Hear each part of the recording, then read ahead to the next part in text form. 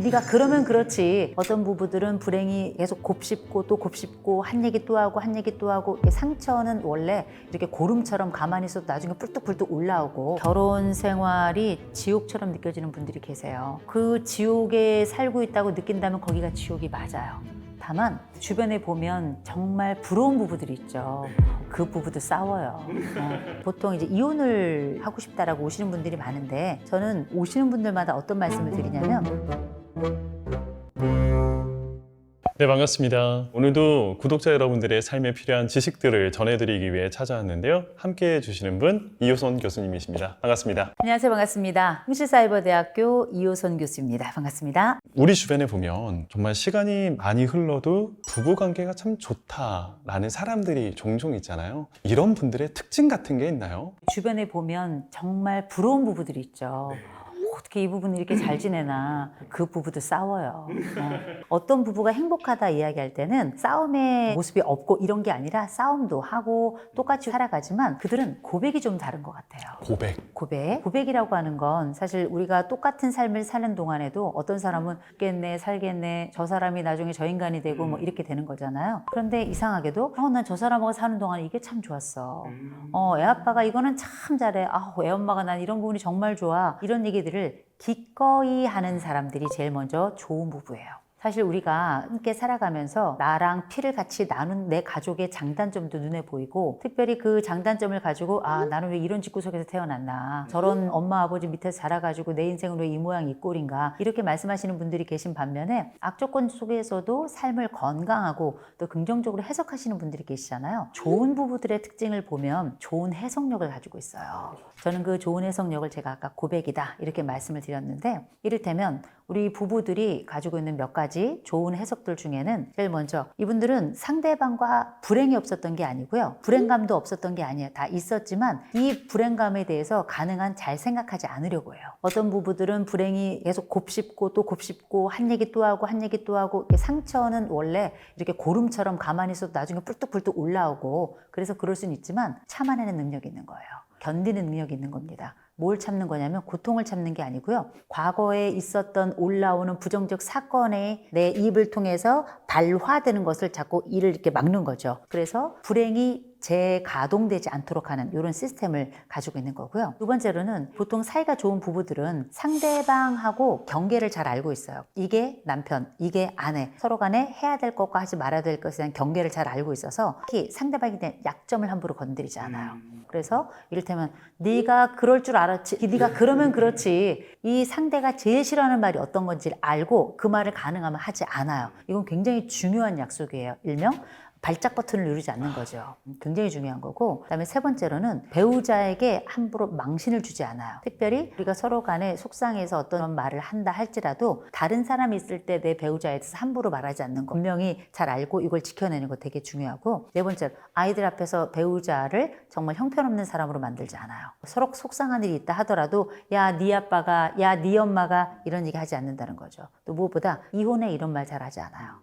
이혼에는 정말 이게 자기 충족적 예언 같은 거라 가지고, 이혼이란 말을 많이 하는 부부들은 결국 그 소원을 이루더라고요. 말이 씨가 된다 그러죠. 말이 씨가 되는 거죠. 그래서 이런 요소들은 결국 뭐냐면 각각 부부들이 서로 간에 자기 인격도 있고요, 타인의 존재도 존중을 해주려고 애를 쓰는 거예요. 그냥 이 사람들이 결이 좋아서가 아니고요, 애를 쓰는 겁니다. 그리고 경계를 알아요. 이 경계를 넘어가지 않으려고 정말 가진 애를 쓰는 거죠. 그 경계는 부부간에 넘지 말아야 될 것, 부모로서 하지 말아야 될 것, 외부와 내부 사이의 경계, 이런 것들을 잘 알고 있고, 이걸 건드리는 순간 무너진다는 걸 알기 때문에 잘 참기도 하는 부부라는 겁니다. 그럼 반대로 하루가 멀다 하고 싸우시는 분들 특징 같은 것들도 있나요? 되게 싸움이 너무 잦은 분들은 보면 몇 가지 패턴들이 보여요. 패턴이 있어요? 네. 제일 첫 번째로는 아내나 남편 둘 중에 한쪽 집안이 무지하게 싸우는 집이 있어요. 그건 이제 어렸을 때의 그 다툼의 관계도 결국 관계학습이거든요. 그래서 참지 않고 또 상대방을 공격하는 방식이, 우리가 이런 문제가 딱 발생했을 때 그대로 올라오면서 그 방식을 그대로 사용하는 일명 대상관계라는 게 그렇게 형성이 돼서 그렇게 다투는 경우도 있고, 어떻게 보면 어렸을 때부터의 상처라고도 볼 수 있겠죠. 고통스러운 학습 과정이었다고 봐야 될 것 같은데, 그게 나도 모르게 무의식적으로 배우는 게 더 무서울 정도로 우리의 학습이 되니까, 이런 일련의 가정사, 원가족과의 관계에서 발생하는 문제가 있을 있을 수 있고요. 두 번째로는 사람마다 좀 성정이 달라요. 성정. 이 성정의 가장 핵심 중에 하나는 뭐냐면 속도가 있어요. 어떤 사람은 이걸 빨리 해야 되는 사람이 있고 어떤 사람에게 조금 좀 더딘 사람이 있는데 성마른 사람들, 곧 성질이 좀 급한 사람들은 그렇지 않은 사람들에 비해서 훨씬 더 화도 빨리 내고 화도 많이 내요. 그리고 빨리 식기도 하고. 그렇죠. 근데 중요한 건 뭐냐면 외부에서 볼 땐 우리 맨날 싸우는 거예요. 이런 양태, 곧 부부간의 속도가 많이 차이가 날 경우에는 이렇게 조금 더 자주 싸우게 된다는 게 있고요. 세 번째로는 서로 간에 자존심이 강한 부부들이 있어요. 지면 죽는 줄 알고 정말 사과하는 거를 죽기보다 더 힘들어하고 그리고 상대방에 대해서 기꺼이 비난하고 비난의 수위가 높아지면 높아질수록 내가 이긴다고 생각하는 이런 부부들이 있어요. 특히 신혼부부들이 많이 그러잖아요. 또 신혼부부 때 많이 싸우는 부부들은 나중에도 많이 싸워요. 근데 신혼부부 때 많이 싸웠지만 나중에 안 싸우는 부부들은 또 다른 이유가 있어요. 싸움만 하는 부부가 있고요. 싸움 다음에 방법을 발견하는 부부가 있어요. 싸움만 하는 부부는 결국은 이혼하게 되는 거고 또 늙어 죽을 때까지 싸우는 거고 좋은 방법을 발견하는 부부들은 그 싸움이 점점 잦아지는 거거든요. 또 이어지는 네 번째가 바로 서로에게 말할 수 없는 비난을 계속 이어가는 부부들이 있어요. 단점을 건드리고 약점을 건드리고 거의 욕설을 하고 이렇게 해서 서로 간에 자극하는 부부들 이런 부부들은 다툼이 이어질 수밖에 없는 거고요. 나머지 이제 다섯 번째가 뭐냐면 서로 간에 화해하는 방법을 몰라서 계속 싸우는 부부들이 있어요. 이 부부들은 배우면 돼요. 화해하는 방법을 누가 가르쳐 준 적도 없고 서로 간에도 잘 못 배우는 부부들 이런 부부들은 무식해서 그런 거예요. 보통 이제 이혼을 하고 싶다라고 오시는 분들이 많은데 저는 오시는 분들마다 어떤 말씀을 드리냐면 화해의 기술을 알려드려요. 그래서 우리가 대화의 기술을 많이 알려고 하시는데 대화의 기술보다 더 중요한 게 화해의 기술이에요. 그래서 화해의 기술은 여러 가지가 있는데 크게 두 가지로 나누어져요. 첫 번째로 뭐냐면 내가 언제 화가 나는지를 알려주는 거. 이런 말을 할 때 혹은 이런 행동을 할 때 나는 화가 많이 나. 그 다음에 두 번째 내가 화가 났을 땐 이렇게 해줬으면 좋겠어. 이거를 서로 간에 규칙을 세우는 거예요. 이 규칙이 선명하게 그래도 어느 정도 갖춰진 부분은 그 이전만큼 다툼이 있다 하더라도 놀라울 정도로 다툼도 줄어들고요. 또 화해도 더 빠르게 일어나기 때문에 서로를 더 괜찮은 사람이라고 느껴요. 이게 되게 중요한 거예요. 다툼이 중요한 게 아니고요. 다툼 끝엔 불신이 일어나는 거거든요. 이 불신이 깊어지면 우리는 서로 믿을 수 없는 사람일 뿐만 아니라 함께 살아갈 수 없는 사람이라고 최종적으로 결론을 각각 내리게 돼요. 그러면서 각자 생각하고 둘이 싸운 다음에 알아서 이혼을 하게 되는 이런 방식인데 저는 꼭 이런 말씀 드립니다. 상담을 꼭 받으실 필요가 있는 게 그랬구나 이거 받으려고 상담을 받는 게 아니에요. 우리는 왜 구조 속에서 싸우는가? 보통 싸움은 구조를 가지고 있어요. 그래서 이 구조가 다시금 재편이 되면 우리는 안 싸우는 구조로 갈 수 있거든요. 그래서 되게 상담을 할 때 공감받으러 많이 가시는데 공감만이 답은 아니에요. 참 부부관계가 쉬우면서도 어렵다라는 생각이 좀 들었던 것 중에 하나가 서로의 생각이 다르고 서로의 감정이 달랐을 때 상대방과 조율하는 게 참 중요하다라고 말씀을 주셨잖아요. 그럼 그 조율점까지 합의점까지 잘 가기 위한 일종의 좋은 소통 기술 같은 것 이런 건 또 없을까요? 일단 결론 내려고 하지 않으셨으면 좋겠어요. 네. 우리가 이게 회의가 아니에요. 인생은 때로는 어떤 결정을 내려야 되는 순간도 있지만 대부분은 그냥 살아도 별 문제 없는 것들이 많아요. 그래서 꿀 떨어지는 부부들 도대체 어떻게 이렇게 잘 사나 보면 사랑한다 말보다 괜찮아란 말을 훨씬 더 많이 해요. 괜찮아. 그럴 수 있어. 이거는 상대방의 실수마저도 내가 그의 삶에서 그냥 인정해주겠다라고 하는 수용의 보재기 같은 말이라고 저는 생각을 하거든요. 그래서 괜찮단 말 많이 해주셨으면 좋겠고 무엇보다 저는 이런 말씀 드려요. 예뻐해줘야 돼요. 부부는 그러니까 모든 생명은 다 예뻐해줘야 돼요. 우리가 아이들은 다 예뻐하지만 배우자한테 아유 예뻐, 아우 예뻐, 아 어쩜 이렇게 예뻐, 오빠 진짜 멋있지, 아 니네 엄마 정말 멋지지, 너무 예쁘지, 엄마는 정말 사랑스러워, 아빠는 정말 사랑스러워 이런 얘기 자꾸 하셔야 돼요. 그래야 존재가 꽃으로 피어납니다. 맞습니다. 그래서 어떤 부부들이 잘 사는 거 보면 아니 잘 살 이유가 전혀 없는 부부들이 잘 사는 부부들이 보면 서로를 예뻐해줘요. 이런 부부들은 정말 놀랍게 평생 잘 살고요. 아이들도 그 부모를 사랑해요. 이건 놀라울 정도로 이 사랑이 어떻게 또 다른 관계를 꽃피우게 만드는지를 역사로 보여주는 거거든요. 시간의 켜를 가면서 우리 집안이 꽃밭이 되는 이유는 존재를 사랑할 때 가능합니다. 가장 믿을 수 있는 존재, 그런 존재가 부부 관계이기도 하잖아요. 그렇다 보니까 오히려 더 그런 존재를 함부로 대하는 게 아닌가라는 생각도 들기도 하더라고요. 저는 이 말씀을 먼저 드리고 싶어요. 착각에서 깨야 돼요. 그 상대는 원래 그냥 그 자리에 있었는데 내가 이 사람을 굉장히 미화하고 일종의 약간 거의 망상에 가깝게 이 사람을 약간 크게 과대해서 내가 해석을 했던 거죠. 그 사람은 그냥 그런 사람이었던 거죠. 근데 내가 못 본 부분이 있거나 혹은 내가 잘못 본 부분이 있었던 거죠. 상호 간에. 그래서 많이들 얘기하잖아. 그래, 내가 내 발등 찍었다. 저는 그 말이 맞다고 생각합니다. 근데 그 도끼를 내가 잘못 휘두른 건 아닌가. 내 도끼로 내 발등을 찍었다고 얘기하는데 어쩌면 그건 도끼를 다른 나무를 베는 데 써야 되는데 내가 내 발등을 찍는 건 오히려 나였다라고 하는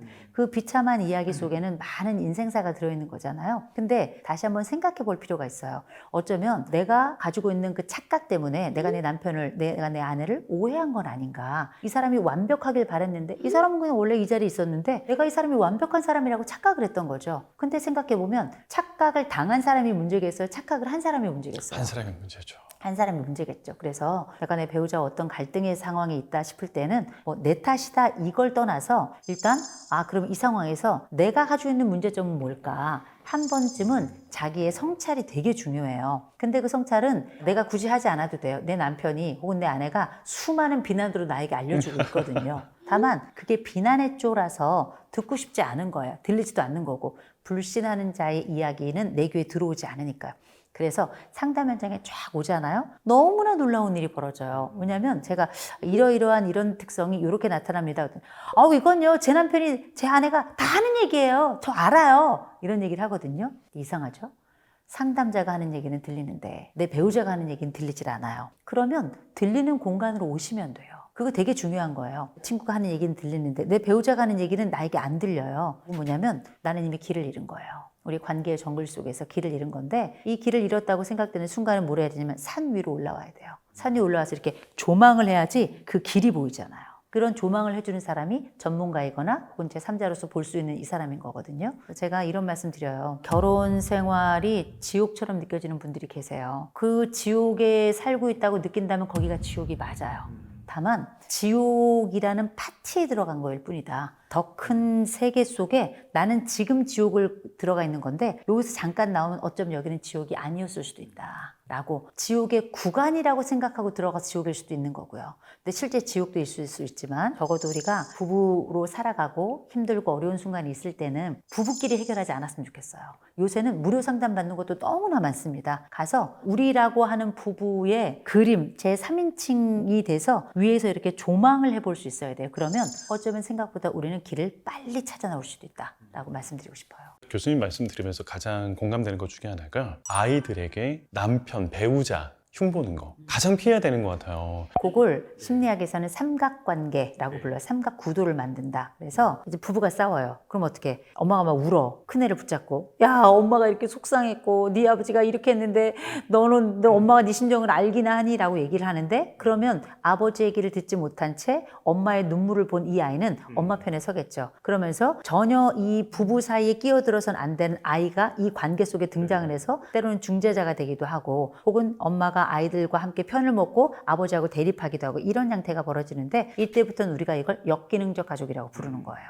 이게 안 좋은 패턴을 만들어내면 죽을 때까지 패턴이 유지되는 경우가 굉장히 많죠. 그러니까 남에게는 이런 이야기를 함부로 할 수 없으니 하소연할 곳이 없어서 유일한 내 편이라고 생각하는 나의 가족에게 이런 흉을 대신 보게 된다. 이런 자기합리화를 하시는 경우들이 있으시더라고요. 근데 저는 그게 가장 안 좋은 결과를 야기한다고 생각을 해요. 반대로 남편도 자식들 앞에서 자기 부인을 혼낸다거나 아니면 비난을 한다거나 이런 모습을 보이는 경우에는 그 부모로서의 어머니의 권위가 떨어질 수 있기 때문에 가장 해서는 안 되는 행동 가운데 하나라고 생각을 하거든요. 되게 중요한 말씀을 하신 게 부부가 싸우다 보면 진짜 뭐 할 말 안 할 말 다 합니다. 그쵸. 또 애들은 귀가 밝아요. 그런데 이런 그 부부 싸움을 할 땐 때로는 막말이 나오기도 하고 그렇기는 해요. 그러나 분명한 건 관계 앞에서 싸우고 있다는 걸 기억해야 된다는 거고 두 번째로는 싸울 수도 있어요. 근데 부부들의 핵심은 뭐냐면 다툼은 공개적으로 하고 화해는 둘이 한다는 거예요. 뭐 잠자리를 통해서 하든 뭘로 하든 뒤에서 쏙닥거리면서 화해를 해요. 그러면 아이들은 우리 집은 싸우고 싸우는 집으로만 알고 화해하는 거는 모르는 집으로 알고 있단 말이에요. 그러면 이 아이들은 어떻게 생각하겠어요? 불행감을 가져요. 그렇죠. 우리 집은 불행하구나. 불안감도 있고. 그렇죠. 우리 집은 늘 싸우는구나. 부부가 당연히 싸우면 이혼의 가능성이 높아진다고 아이들도 판단을 하고 부모가 헤어진다면 본인들은 버려줄 수 있다고 생각하겠죠. 이런 걸 우리가 유기감이라고 불러요.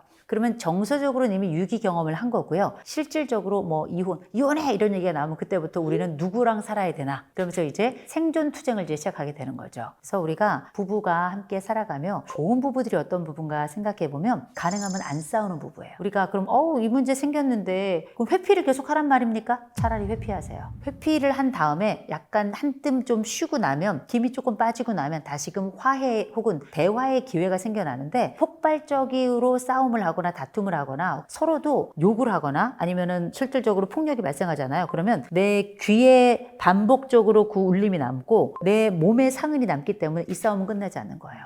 이 상처는 끝나지 않는 거고. 그래서 가능하면 할 수 있다면 저는 차라리 회피형 부부가 낫다고 생각을 하고요. 아이들 앞에 싸우느니 차라리 밖에 나가서 그리고 내가 폭력적인 양상이 좀 있다 싶을 땐 다른 사람들이 보는 데서 싸우셔야 돼요. 어떻게? 카페에서 얘기하면서. 그러면 아주 심한 폭력성은 나타나지 않거든요. 무엇보다 중요한 건 다툼을 했다면 반드시 아이들 앞에서 엄마 아빠가 이렇게 이런 일로 싸움이 있었지만 이렇게 화해를 했고 이렇게 사과를 했다. 우리도 니네 앞에서 가능하면 안 싸우려고 우리도 애쓸 거고 앞으로도 우리는 이런 식으로 화해를 할 것이다. 이게 굉장히 중요하게 아이들에게 다툼도 있지만 우리가 화해도 할 수 있고 화해를 또 하는 부부라는 것, 또 화해 방법을 알려주는 거기 때문에 굉장히 중요한 과정이다라고 말씀을 드리고 싶어요.